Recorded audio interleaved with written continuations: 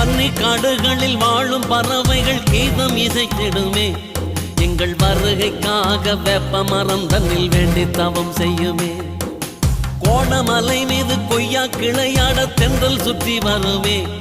அங்கு குட்டை குளங்களில் கண்டை கயல்களும் எங்களை தேடிடுமே.